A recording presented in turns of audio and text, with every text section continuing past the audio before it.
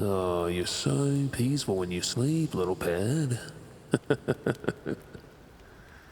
Oh, you've been doing so well, learning to serve me and your purpose here.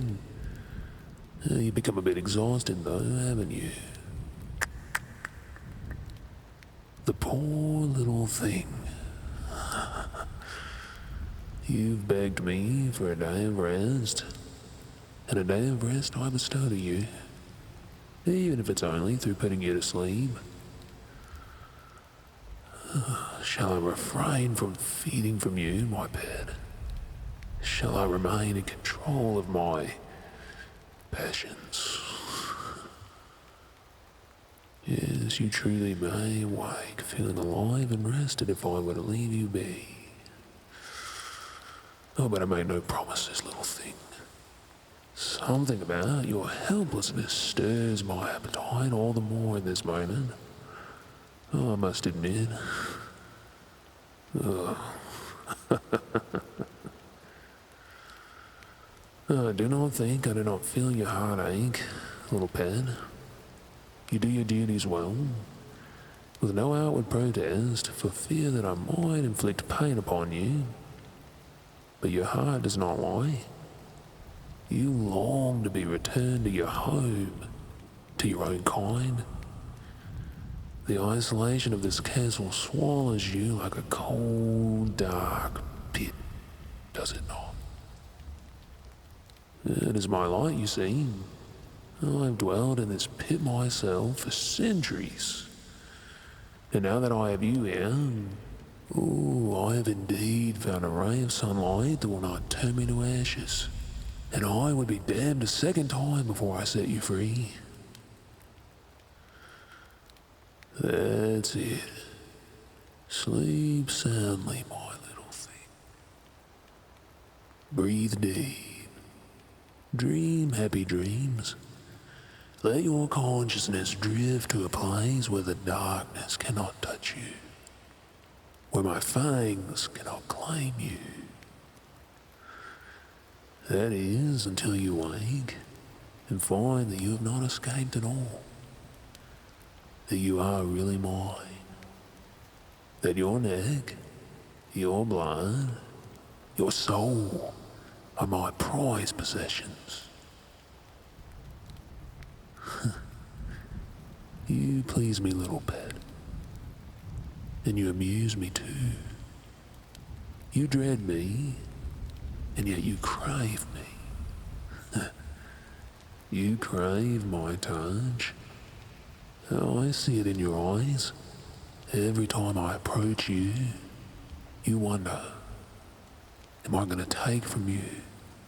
Fill your senses with all the pleasures that my fangs can bring. Do not think I'm blind to your desire. I see you bite your lip. I see the sweat beads on your upper forehead as your heart speeds up. Oh, you dread the pain of my bite, but oh, you ache for the ecstasy and the bliss of my venom in your veins. I am your sweet addiction, am I not, little pet? You know I am. And I must confess, indeed, you are also mine.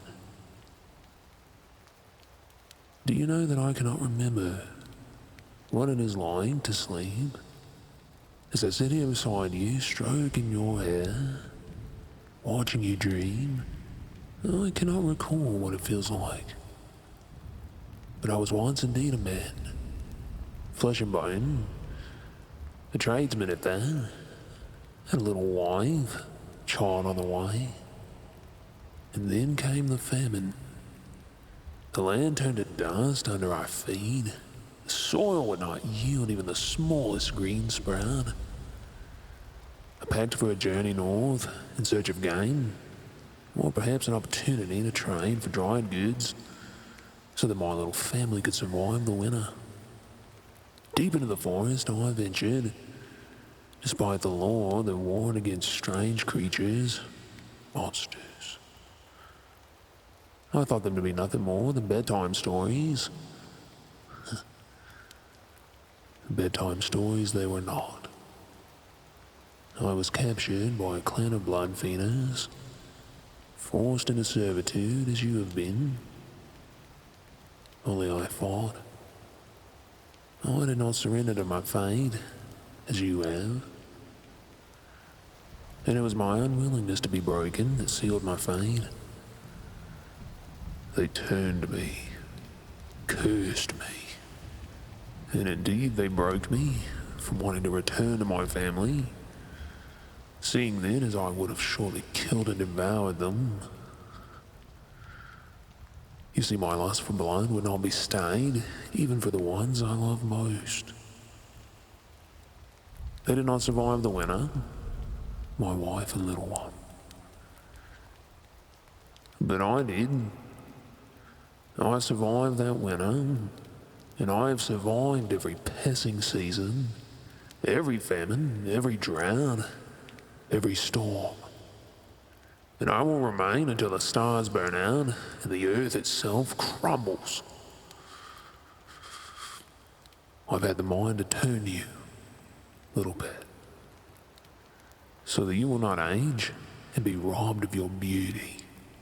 Time is a cruel mistress, and it does not spare even the fairest and the most worthy of you. She steals, she abuses, she mocks you all. But I have the power to stop her, to make you eternal. Oh, do you wish to be eternal, my darling? Do you long to live forever with me in the shadows?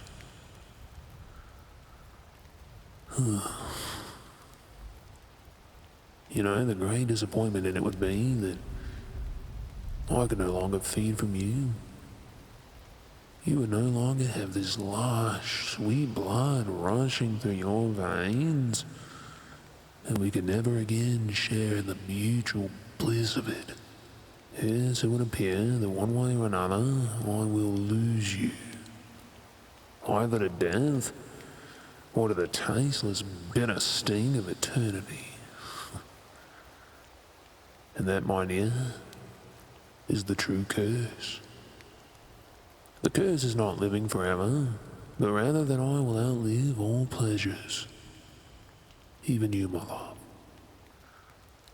Even you. But what can be done about it? Nothing at all. So, I will revel in your presence while it is mine to revel in. I will take from you, and I will revel in the pleasures that envelop me as I feel you squirm under me. The soft, distressed sounds you make when I pierce the neck wounds that have only just started to heal from the last time I fed. Oh, I could have you now. But then again, with you sleeping so soundly, I would miss all those little sounds, sighs, whimpers.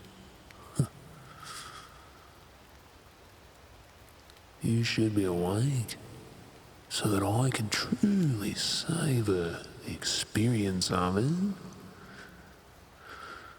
Oh, do I wake you, or do I stay my passions, so that you may rest and be even livelier when I take again?